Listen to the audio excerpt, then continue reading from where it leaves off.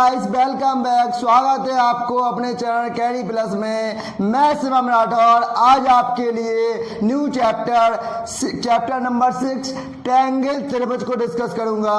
तो देखिए त्रिभुज होता क्या है। ट्रायंगल क्या है? त्रिभुज तीन भुजाओं से घिरी बंद आकृति को त्रिभुज कहते हैं। ये क्या है? ये ट्रायंगल है बेटा।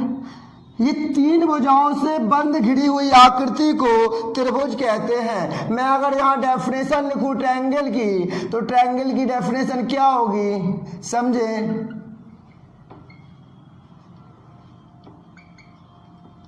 हमने क्या कहा? तीन भुजाओं से घिरी बंद आकृति को त्रिभुज कहते हैं।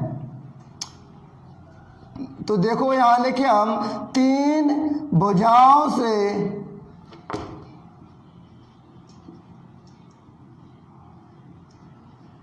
घिरी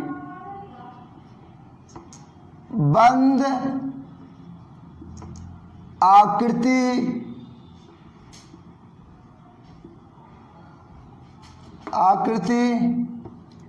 को त्रिभुज कहते हैं। अब देखो त्रिभुज में क्या क्या और हमें पढ़ना है इस चैप्टर में, तो समझे। अगर मैं आपसे कहूं कि देखो, अगर देखो मैं ये कहूं आपसे,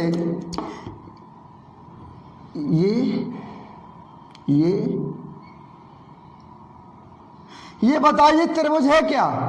ये त्रिभुज है क्या? ये तो त्रिभुज एबीसी है। एबीसी त्रिभुज है क्या? ये त्रिभुज है? तो आप कहेंगे ये त्रिभुज नहीं है। क्यों? तीन भुजाओं से तो है, लेकिन ये बंद नहीं है, यहाँ ओपन है, यहाँ से हम घुस सकते हैं, तो ये त्रिभुज नहीं है। तो कंडीशन क्या है? तीन भुजाओं से घिरी बंद आकृति होनी चाहिए, तभी वो त्रिभुज कहलाएगी। तो ये त्रिभुज नहीं है। तो अब हम इतनी बात आप समझ पाए, तो हम चले कि त्रिभुज में इसमें देखो और क्या, ये बंद दा होगा, दा में बंद लग गया। तो देखो अब इसकी क्या क्या कंडीशन हो सकती है, तो उन्हें हम डिस्कस करें। तो पहला देखो त्रिभुज में क्या, त्रिभुज में फर्स्ट कंडीशन हम लिखें, त्रिभुज में तीन भुजाएं और तीन कोण होते हैं। मतलब तीन भुजा, थ्री साइड और थ्री एंगल होते हैं। थ्री कोण, three side and three angle होते हैं त्रिभुज में। फर्स्ट सेकंड में बात करूं, यहाँ अच्छे से समझिएगा मेरी बात को। एक बार आपने समझ लिया, आपका पूरा कॉन्सेप्ट क्लियर हो जाएगा। त्रिभुज के जो तीनों एंगल होते हैं इंटीरियर एंगल, ये अंदर वाले होते हैं इंटीरियर एंगल। त्रिभुज के तीनों कोणों का योग 180 अंश होता है, 180। तो लिखा है सेकंड प्रॉपर्टी कि त्रिभुज के तीनों कोणों का योग 180 डिग्री होता है। ठीक, सेकंड प्रॉपर्टी हमारी हो गई। अब हम थर्ड प्रॉपर्टी करें, ये बहुत ही इंपॉर्टेंट है, इसे अच्छे से समझिएगा।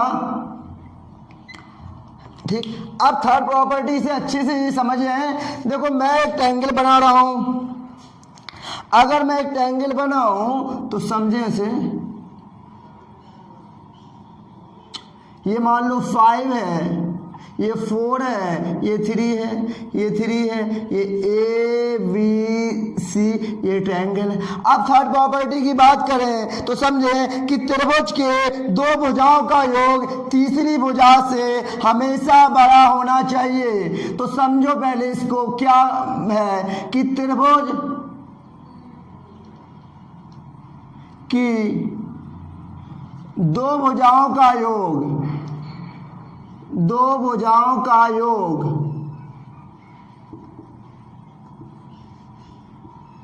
हमेशा तीसरी भुजा से बड़ा होना चाहिए। हमेशा त्रिभुज की दो भुजाओं का योग हमेशा तीसरी भुजा से बड़ा होना चाहिए।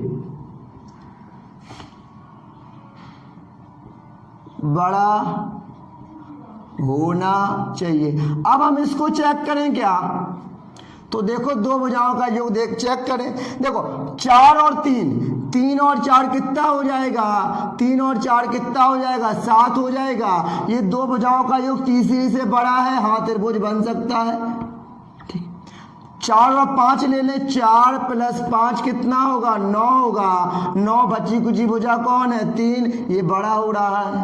और नेक्स्ट ले लें, अब देखें तो 3 और 5 ले लें, 3 और 5 बराबर 8 हो गया। ये भी किससे बड़ा है, ये 4 से बड़ा है। तो हाँ ये त्रिभुज हो सकता है। अब कहो सर कैसे नहीं हो सकता, तो समझे, अगर हम एक उदाहरण से समझाने की कोशिश करें तो समझे कि ये ट्रायंगल बना है, ये ट्रायंगल बना है, समझे अच्छे से।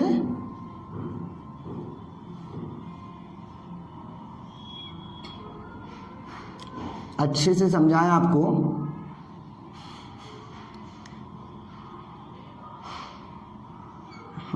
ठीक, ये ट्रायंगल है। आप कहेंगे ये ट्रायंगल दिख रहा है ना आपको, इसमें मान लो ये ए, ये बी, ये सी है, ये 5 है, ये 2 है और ये 1 है। क्या ये ट्रायंगल बन सकता है, क्या ये पॉसिबल है?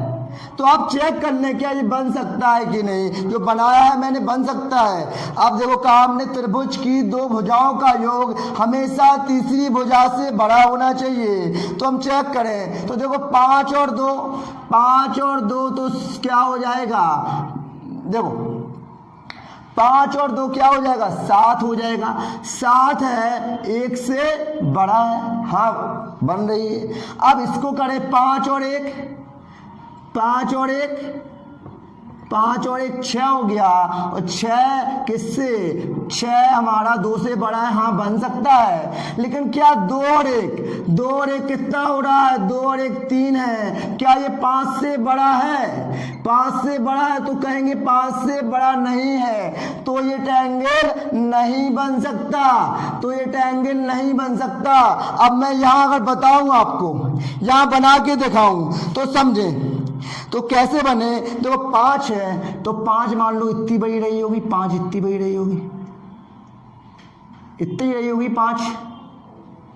और 5 है, आप बताओ कितना, एक बनानी है तो इसको 5 पार्ट मतलब 1 2 3 4 5, एक इतना आएगा, कितना आएगा, एक इतना आ जाएगा, मान लो एक इतना आ गया। अब 2 बनाना है, 2 कितना आ पाएगा, मान लो 1 और 2, 2 इतना आ जाएगा। तो क्या त्रिभुज बन पा रहा है। ये 5 हो गई आपकी, ये 2 हो गई, ये 2 हो गई, ये 1 हो पा गई। क्या ये ट्रायंगल बन पा रहा है, तो आप कहेंगे नहीं बन पा रहा। तो थर्ड पॉइंट हमारा है कि त्रिभुज की दो भुजाओं का योग हमेशा तीसरी भुजा से बड़ा होना चाहिए। अब चौथी कंडीशन देख लो। चौथी कंडीशन देखो, अगर हम एक एंगल बनाएं, इसको एवरेज कर दें हम, इसका अब कोई यूज नहीं है, इसको एवरेज कर दें, समझ गए होंगे आप लोग। अब चौथा हम प्रॉपर्टी देखें कि एक एंगल है,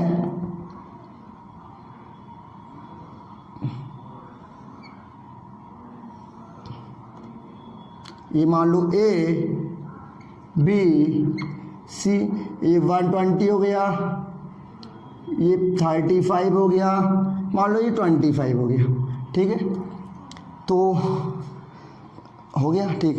अब बताओ हम इससे कह सकते हैं कि सबसे बड़ी भुजा कौन होगी, तो कहेंगे जो एंगल बड़ा है उसके सामने की भुजा बड़ी होगी। इसका हम अपोजिट भी कर सकते हैं, जो भुजा बड़ी होगी उसके सामने का एंगल बड़ा होगा, मतलब बड़े कोण। चौथी प्रॉपर्टी है हमारी कि बड़े कोण के सामने वाली सबसे बड़ी भुजा, बड़े कोण के सामने वाली सबसे बड़ी भुजा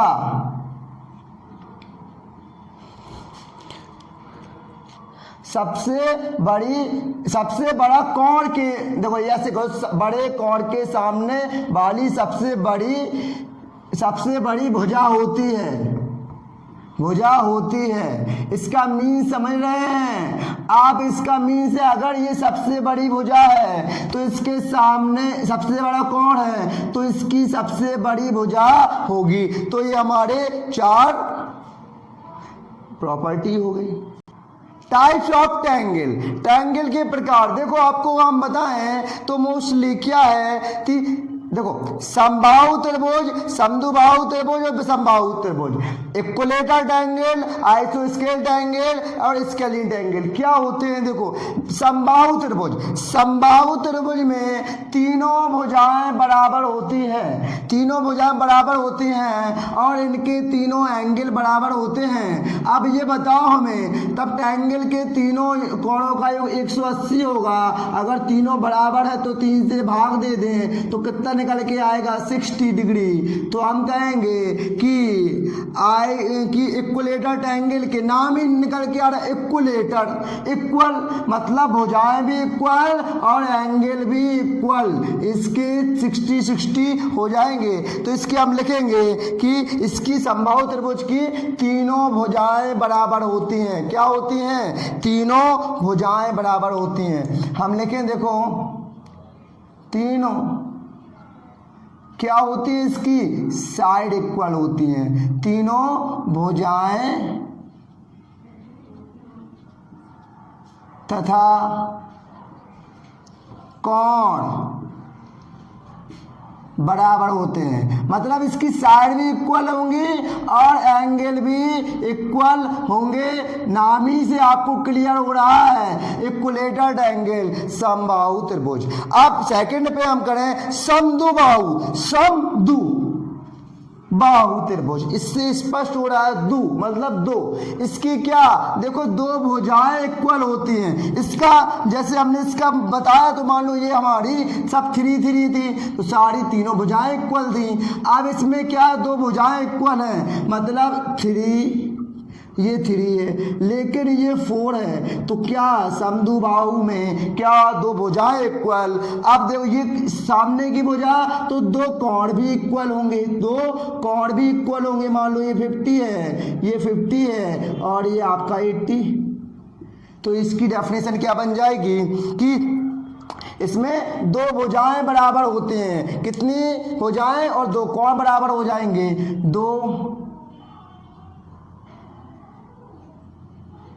भुजाएं बराबर होती हैं और कोण भी दो बराबर होते हैं, ये भी लिख सकते हैं आप। अब विषमबाहु, इसके लिए इनकी क्या कंडीशन है? देखो कि इसमें क्या है, तीनों भुजाओं क्या होती हैं? बराबर नहीं होती, विषम। नाम ही समझ में आ रहा है। मान लो हमारी ये भुजा 1 है और ये 4 है, ये 5 है, तो आप मुझे बताओ तीनों भुजाएं क्या है? बराबर है? नहीं है। इसमें क्या, तीनों भुजाएं अलग होती हैं, अलग होती हैं। तीनों भुजाएं डिफरेंट होती हैं, अलग होती हैं। तो इतनी बात आप समझ पाए। मैं एक बार फिर से रिपीट कर दूं इक्विलेटरल ट्रायंगल में क्या, इसकी तीनों भुजाएं मतलब साइड बराबर होती है, एंगल बराबर होते हैं। अब आइसोस्केल ट्रायंगल की क्या कंडीशन है? इसमें दो भुजाएं बराबर होती हैं और 2 एंगल इक्वल होते हैं। और स्केलिन ट्रायंगल में क्या, तीनों भुजाएं अलग, तीनों भुजाएं अनइक्वल डिफरेंट होती हैं।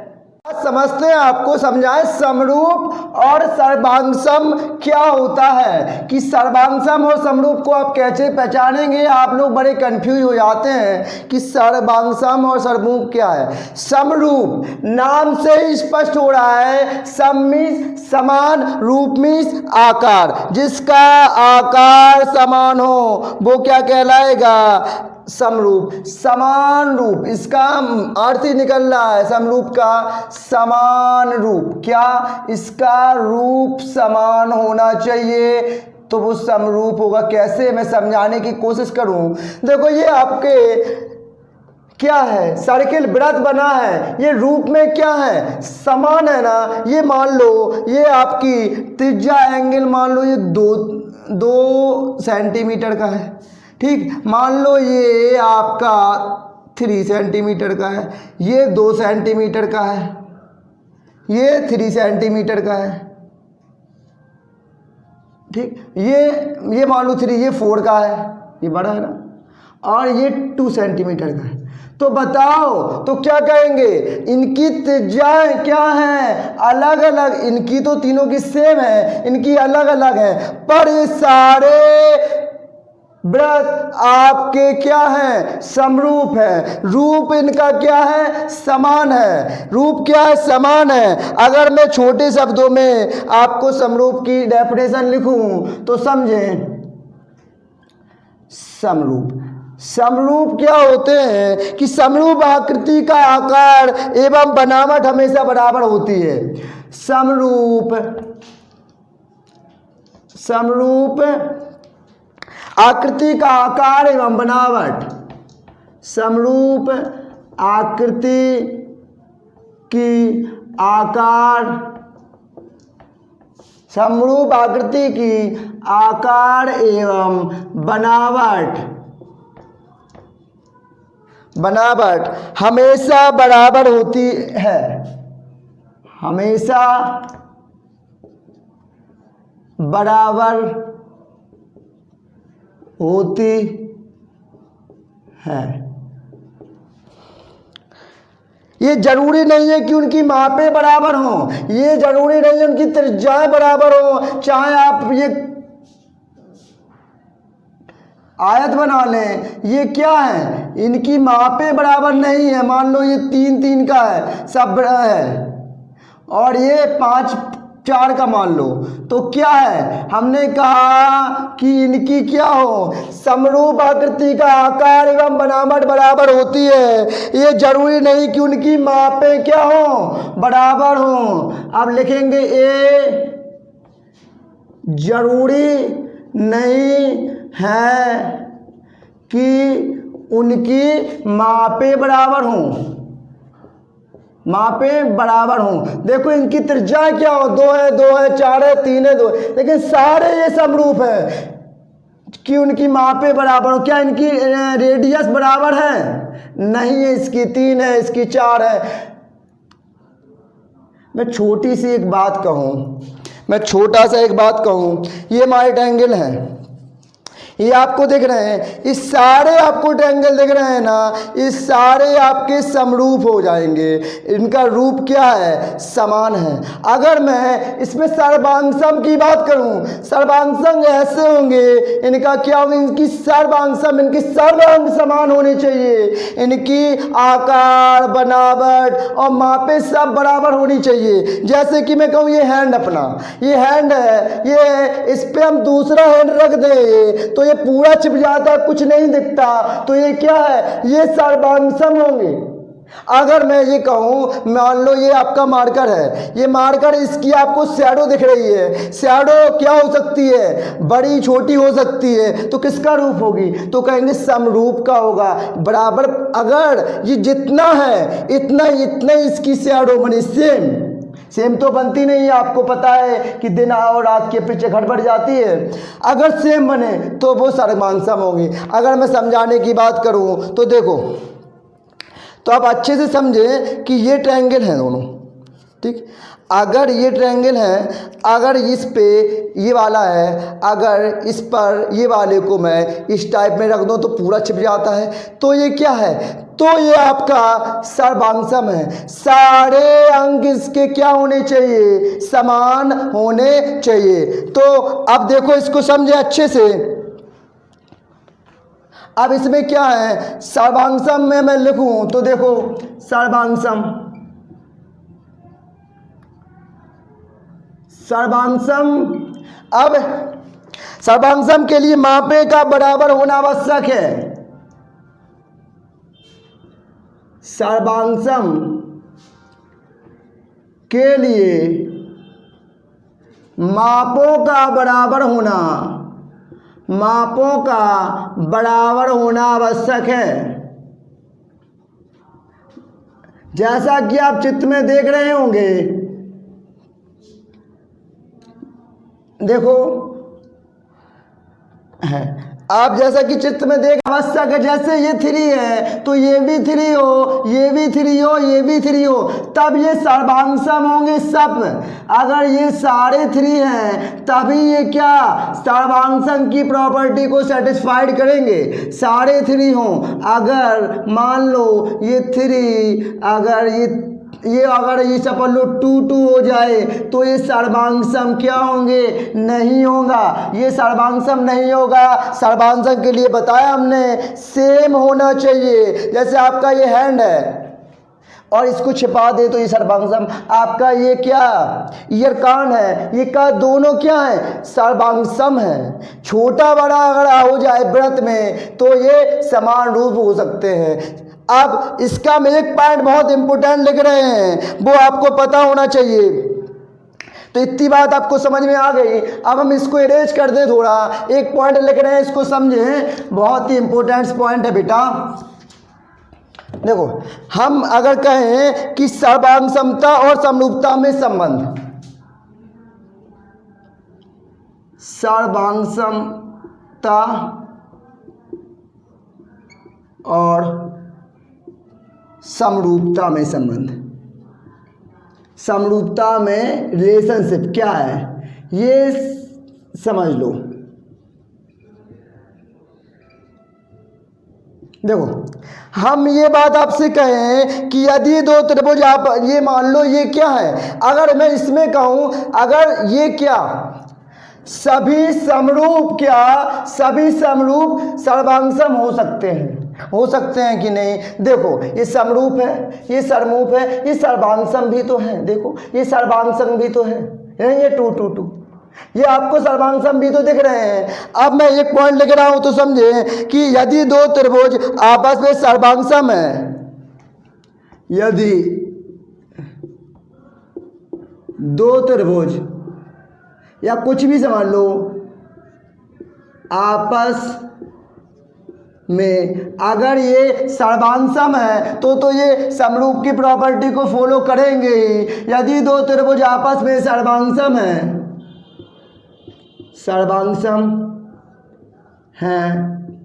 तो आपस में समरूप भी होंगे। तो क्या होंगे वे, आपस में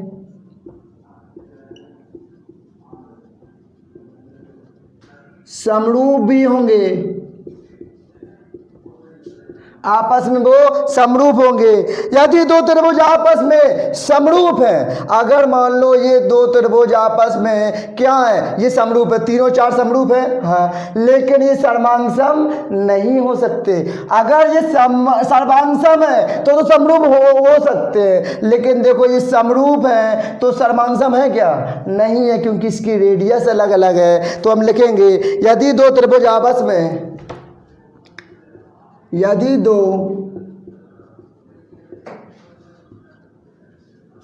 दो त्रिभुज